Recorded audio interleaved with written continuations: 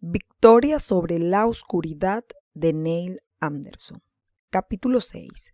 El poder de creer la verdad.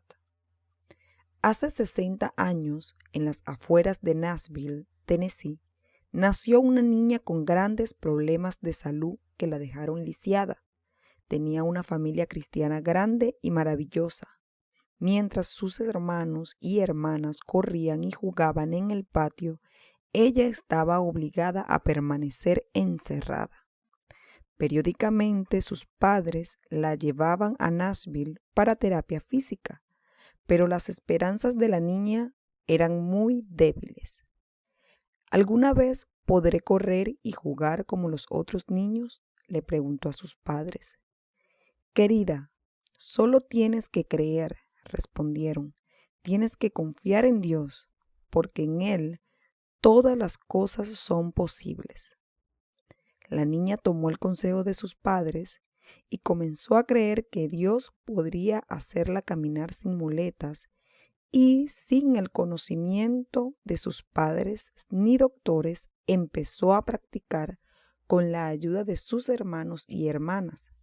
Cuando cumplió 12 años, sorprendió a todos, dejando las muletas a un lado y caminando por la oficina del doctor sin ayuda. Los médicos no podían creer su progreso. Desde ese momento no volvió a usar las muletas. Su siguiente meta era jugar baloncesto. Mientras continuaba ejercitando su fe y coraje, tan bien como ejercitaba sus piernas sin desarrollo, quería formar parte del equipo escolar de baloncesto. El entrenador seleccionó a su hermana mayor para el equipo, pero a la menor le dijo que no era suficientemente buena. Su padre, un hombre sabio y cariñoso, le dijo al entrenador: «Mis hijas vienen en par. Si quiere una, también tendrá que tomar a la otra». De mala gana, el entrenador tomó también a la pequeña.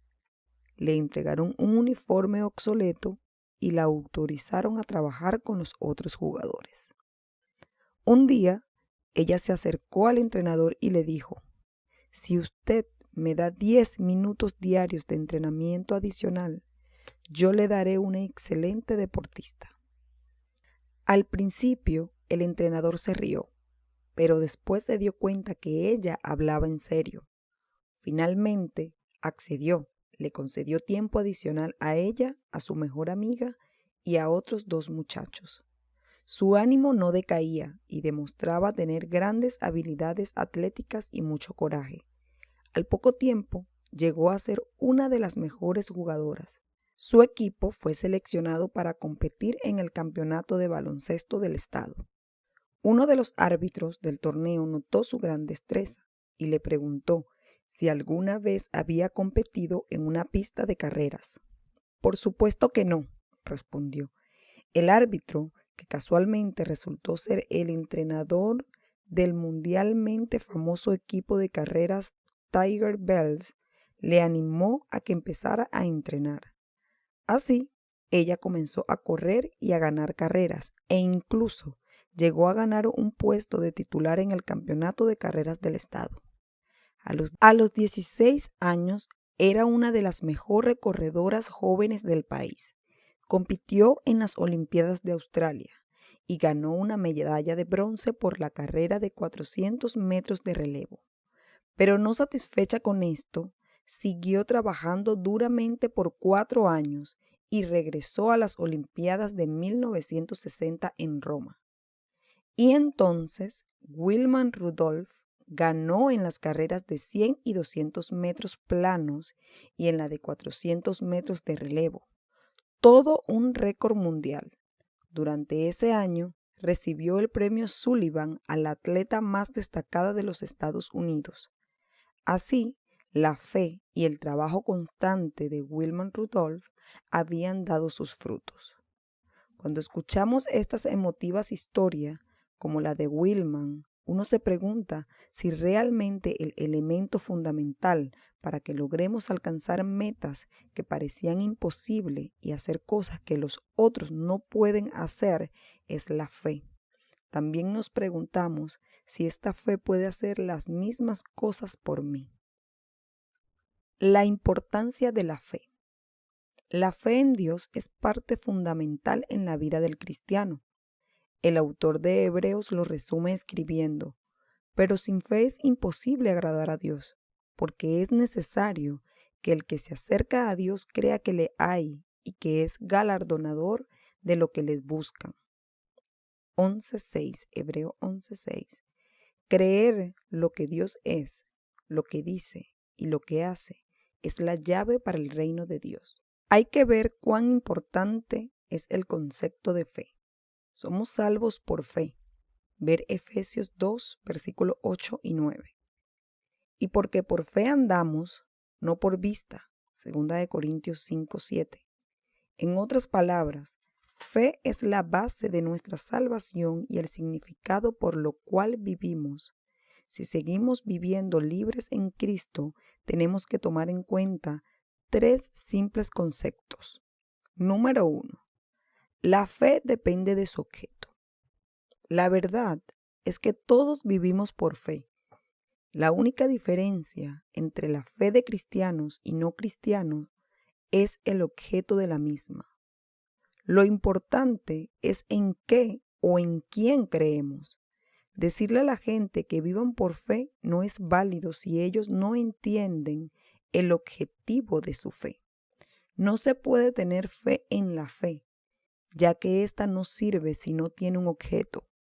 En realidad, vivimos cada momento de nuestra vida por fe, aunque los objetos sean válidos o no lo sean. Por ejemplo, supongamos que vamos conduciendo un auto y la luz del semáforo está en verde. Probablemente cruzaríamos la calle sin pensarlo 2 veces y lo haríamos por fe.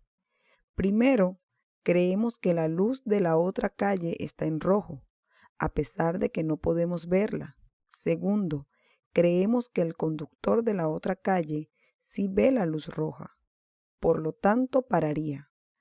Esto sí es tener mucha fe, pero si no creyéramos en todo lo mencionado anteriormente, no cruzaríamos tantas intersecciones, procederíamos con mucho más cuidado. Confiamos en personas o cosas que han probado ser fiables durante mucho tiempo. ¿Qué sucede cuando el objeto de nuestra fe no es confiable? Desistimos, probablemente no de forma inmediata, pero ¿cuántas caídas toleraríamos antes de decir basta? Cuando la fe se pierde, es muy difícil recobrarla. El problema no es nuestra capacidad de creer. El objeto de nuestra fe ha probado no ser confiable. Si hubiésemos tenido una gran cantidad de accidentes en auto por la culpa de conductores descuidados, nuestra habilidad para confiar en otros conductores se vería seriamente afectada y con razón. Por esta razón, nuestras relaciones humanas se tornan tan frágiles. Un solo acto de infidelidad puede destruir un matrimonio. Podemos perdonar a nuestro cónyuge y comprometernos a que el matrimonio funcione, pero ganar la confianza perdida tomará meses e incluso años. Realmente seríamos ingenuos si depositáramos nuestra confianza en algo o en alguien que probó no ser confiable. El objeto de fe más aceptado por el mundo popular es el orden del universo, primeramente el sistema solar. Coordinamos horarios y planeamos el calendario y el día, creyendo firmemente que la Tierra seguirá dando vueltas sobre su eje y rotando alrededor del Sol a una velocidad normal. Si la órbita terrestre cambiara tan solo unos grados y el Sol apareciera 2 horas más tarde, todo el mundo caería en un caos. Así, las leyes que gobiernan nuestro universo están entre los más confiables objetos de fe que tenemos. El gran objeto de la fe no es el Sol, sino el Hijo, porque Jesucristo es el mismo ayer y hoy y por los siglos. El hecho que Dios sea inmutable es lo que lo hace sumamente confiable. Dios no cambia, así como tampoco su palabra. Secase la hierba, marchitase la flor, mas la palabra de Dios nuestro permanece para siempre. y por esto Dios es confiable y podemos depositar toda nuestra confianza en Él. Véase Hebreo 13:8, Números 23:19, Malaquías 3:6 e Isaías 40:8. Concepto número 2. El nivel de fe que tengamos dependerá de cuán bien conozcamos el objeto de la misma. Cuando la gente lucha con su fe en Dios, no es porque el objeto de la fe esté fallando o ésta sea insuficiente. Es porque no tienen un verdadero conocimiento de Dios ni de sus caminos. Es que esperan una respuesta concreta o esperan que Dios responda a su oración de cierta forma, es decir, sus caminos, pero no los de Dios. Y cuando Él no responde de la forma que esperan, dicen, olvídate de Dios. El problema no es Dios, objeto perfecto de fe, sino que la fe en Él falla solo cuando la gente tiene un conocimiento errado de Él. Si queremos que nuestra fe en Dios crezca, debemos incrementar nuestro conocimiento de Él. Si nuestro conocimiento de Él y de su palabra es pequeño, tendremos muy poca fe. Pero, por el contrario, si le conocemos bien a Él y su palabra, lograremos tener una fe incalculable. Tampoco podemos inflar nuestra fe alándonos a nosotros mismos. Si solo pudiera creer, podemos creer, porque el acto de creer es una elección que todos hacemos en algún momento. Todo intento por presionarse demasiado a uno mismo para conocer lo que es verdad acerca de Dios y sus caminos es ir desde la fe a la suposición. Decidimos creer en Dios por lo que conocemos de su verdad, por medio de su palabra, y la única forma de aumentar nuestra fe es conociéndolo aún más, ya que Él es el único objeto de la fe del creyente. Por esto Pablo escribe, así que la fe es por el oír, y el oír por la palabra de Dios. Romanos 10:17. La única limitación que tiene nuestra fe es el conocimiento que tengamos de Dios, que crece cada vez que leemos la Biblia, memorizamos un versículo bíblico, participamos en un estudio o meditación sobre la palabra.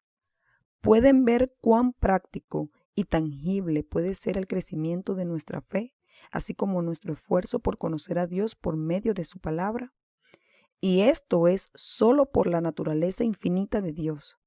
Dudo que exista un cristiano que viva con una fe potencial, basada solo en lo que ya sabe que es verdad.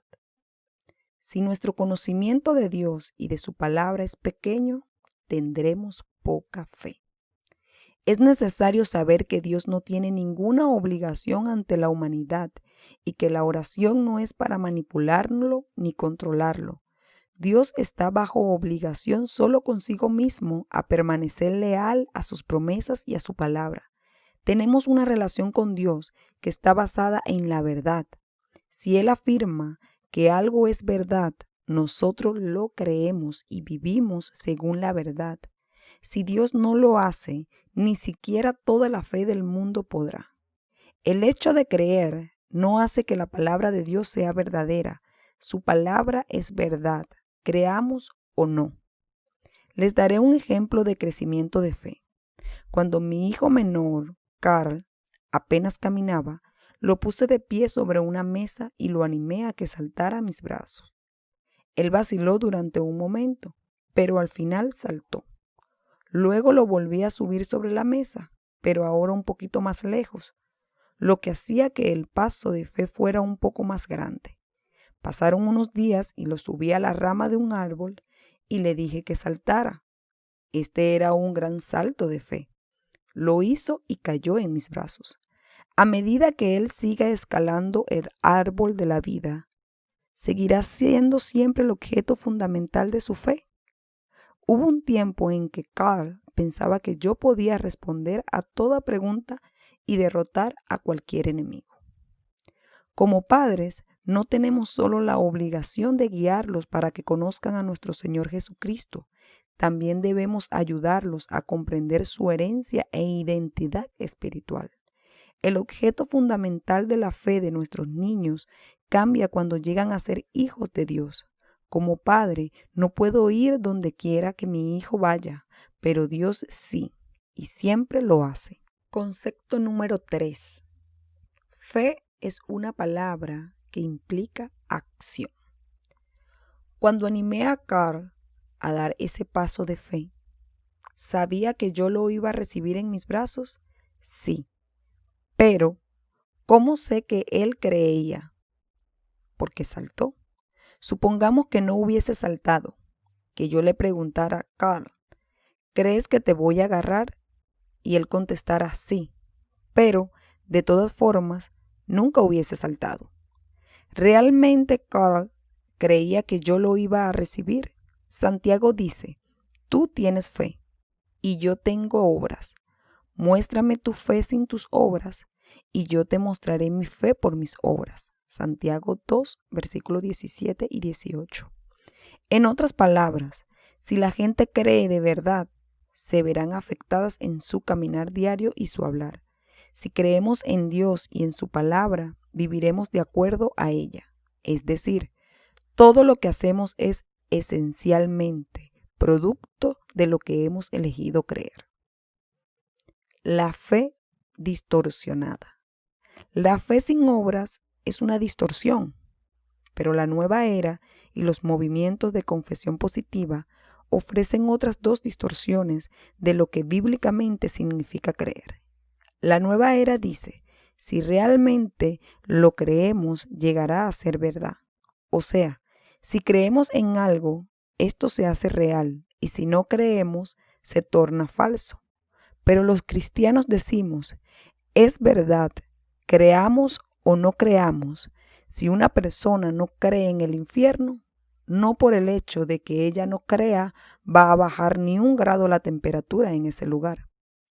El movimiento de confesión positiva tiene otro concepto de fe, el que es parcialmente verdadero. Toman las palabras de Jesús en Mateo 17:20. Si tuviereis fe como un grano de mostaza, diréis a este monte, pásate de aquí allá y se pasará, y nada os será imposible. Este movimiento correctamente señala que la montaña no se mueve hasta que se lo digamos, es decir, que ni la más pequeña fe podría funcionar hasta que la hiciéramos actuar, que es lo primordial del pasaje en Mateo 17.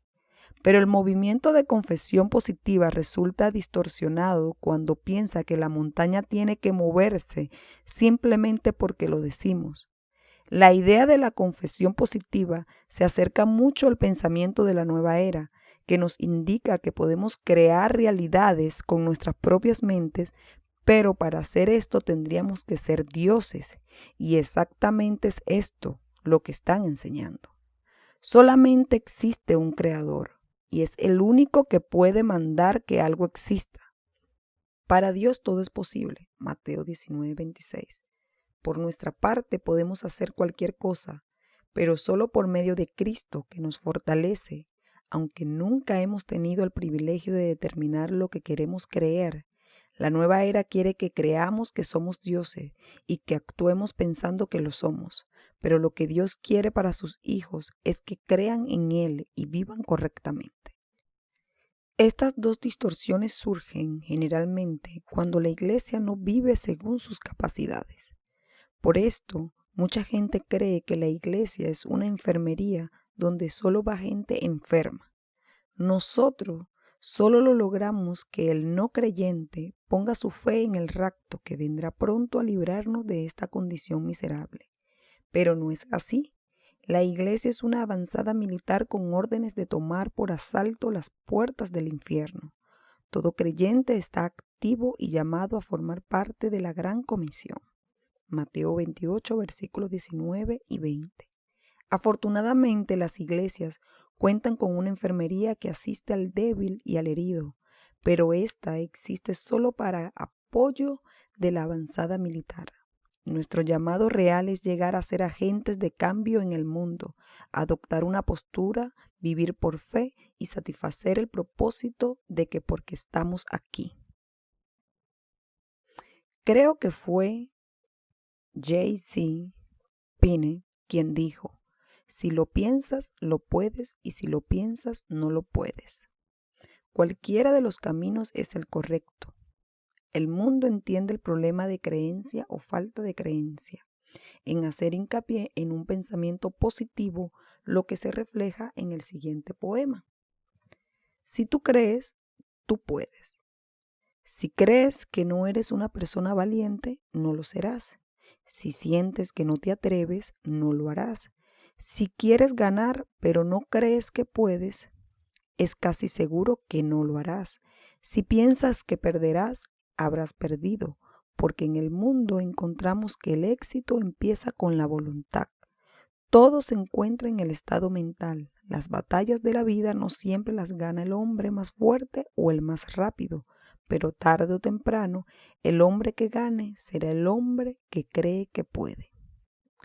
Considerando que el mundo ha sobrevivido solo por sí mismo, ¿cuánto más podríamos hacer nosotros si creyéramos en Dios?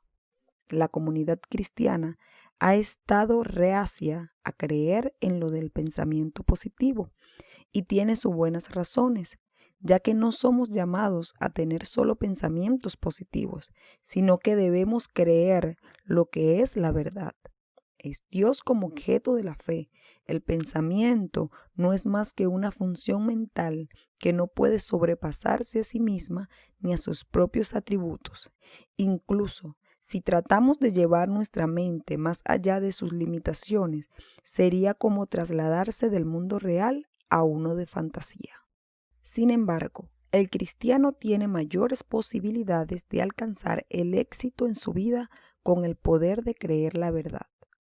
El acto de creer incorpora a la mente, pero no es limitado por ella. La fe en realidad sobrepasa las limitaciones de la mente e incorpora el mundo real invisible.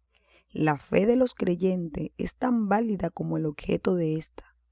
El que vive y lo que está escrito, la palabra de Dios, si tenemos al infinito Dios del universo como objeto de nuestra fe cristiana, podremos ir donde quiera que Él nos lleve.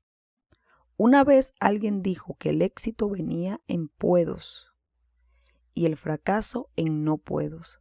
O sea, que creer que podemos vivir una vida cristiana victoriosa no nos toma más esfuerzo que creer que no podemos.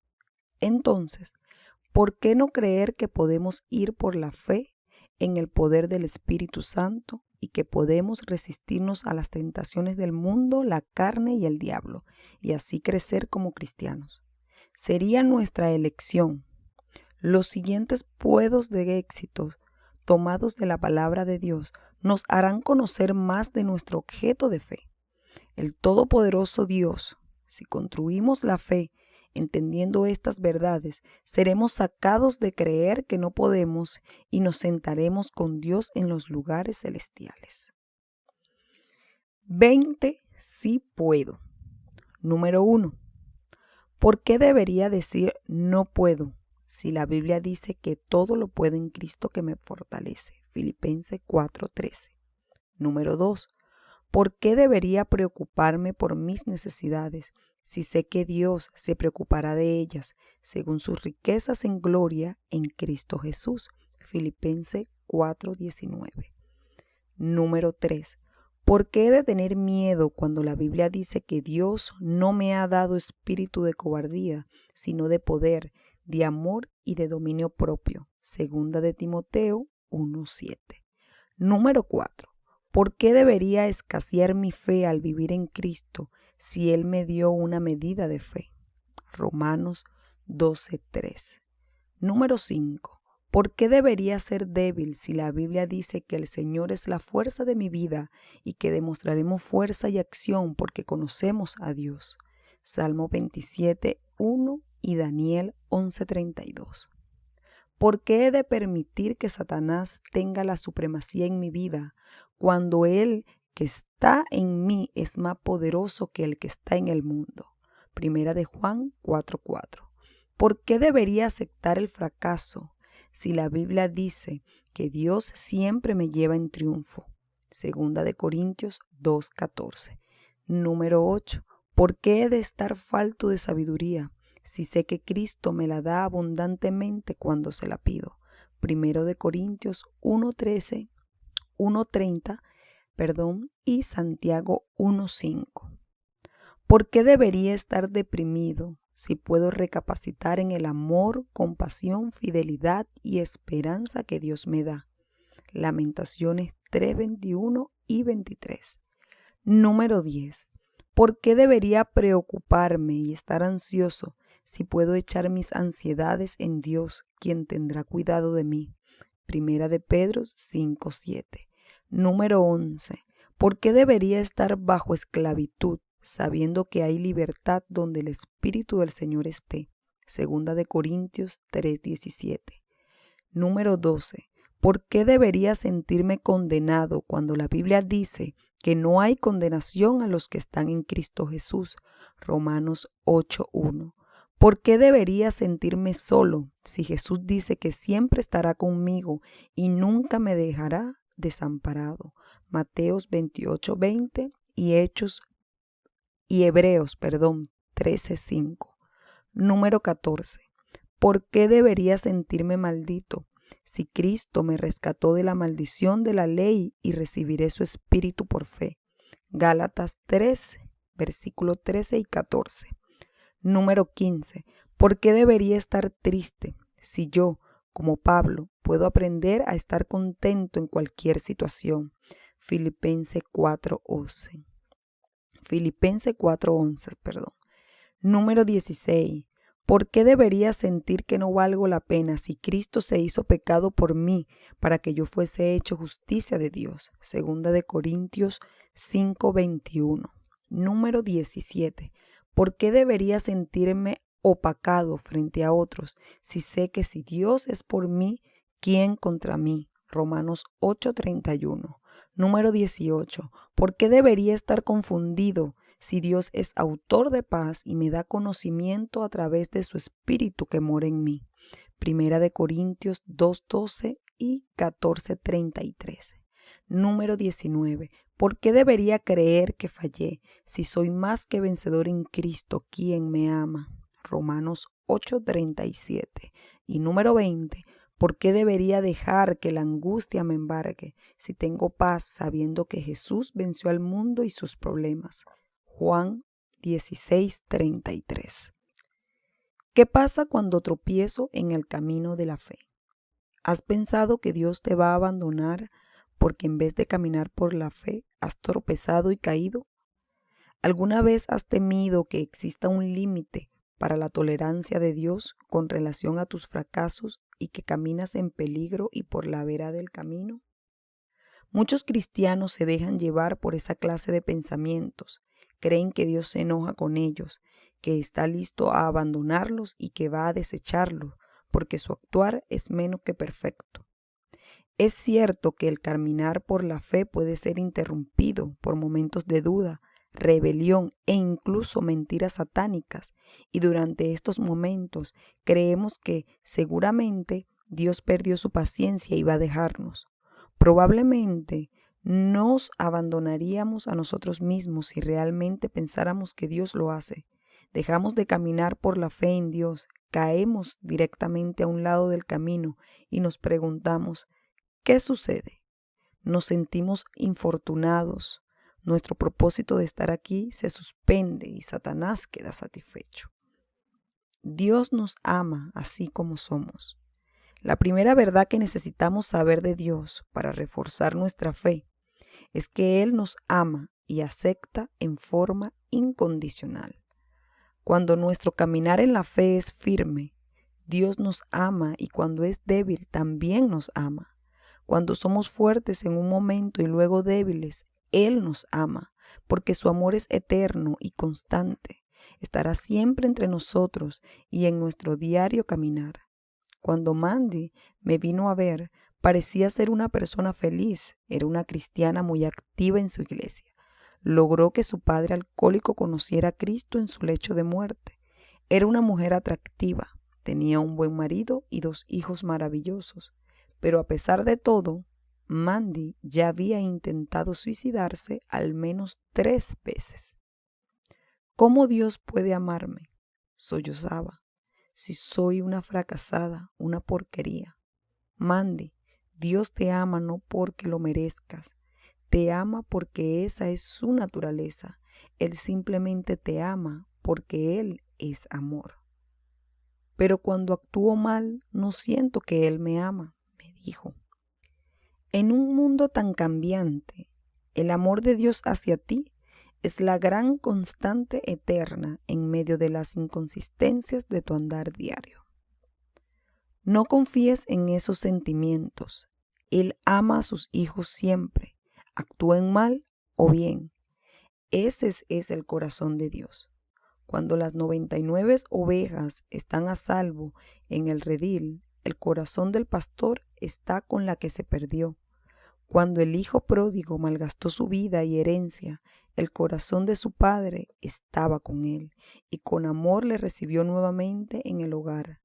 Estas parábolas muestran que el corazón de Dios está lleno de amor por nosotros, incluso si estamos perdidos. Pero Neil, he atentado contra mi vida. ¿Cómo Dios podría pasar sobre eso?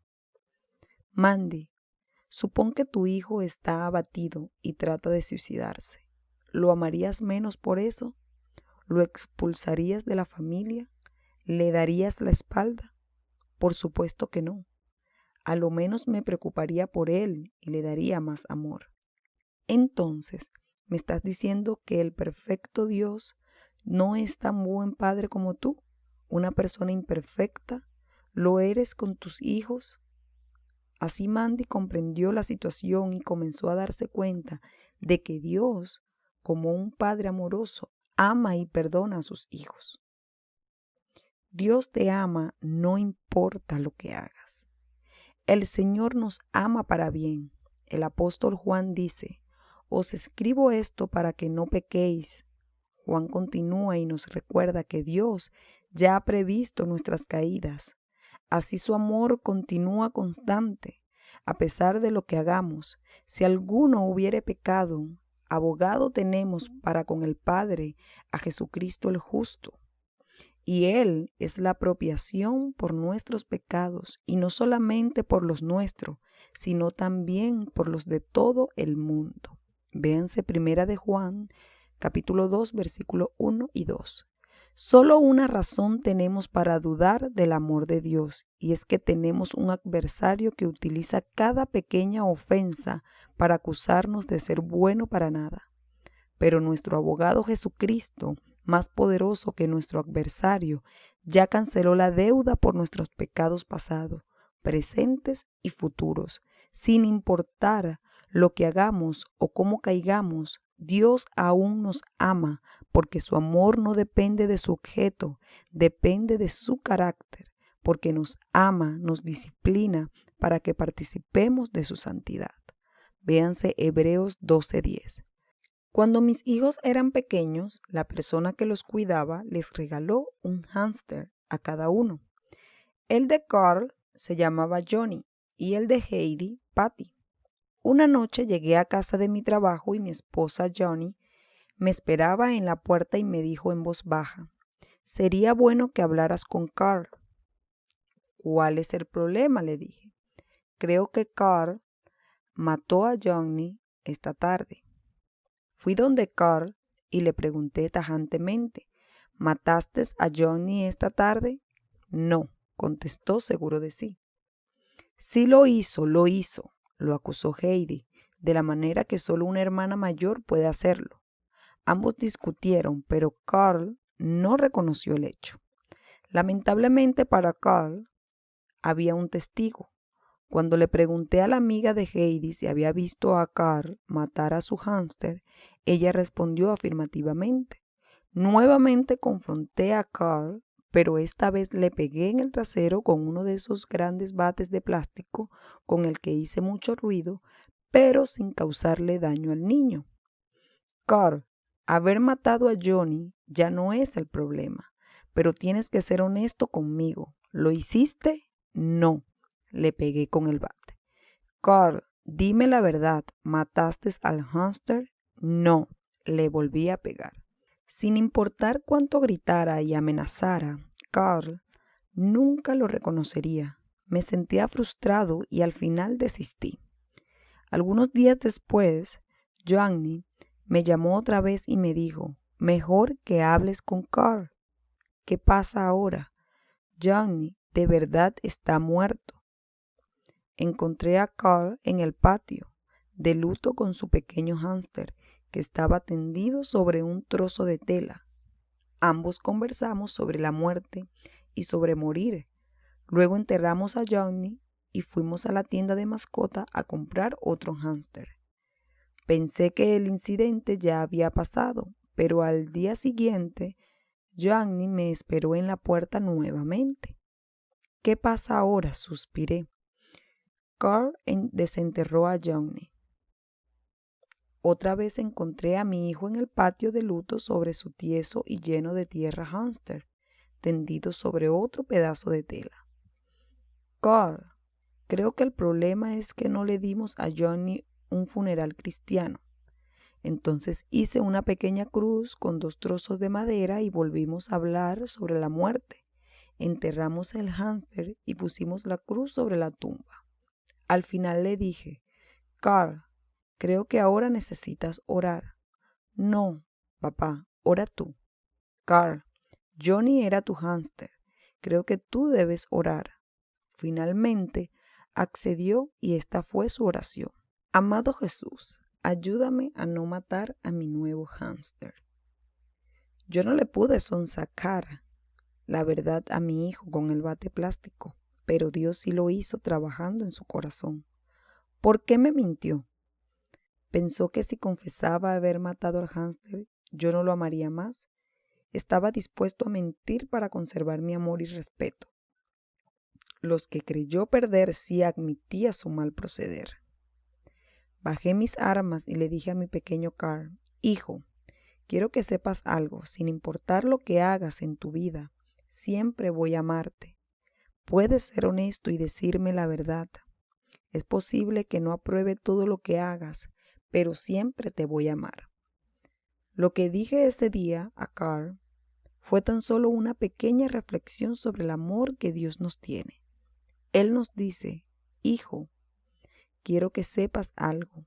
Sin importar lo que hagas en tu vida, siempre voy a amarte. Puedes ser honesto y decirme la verdad.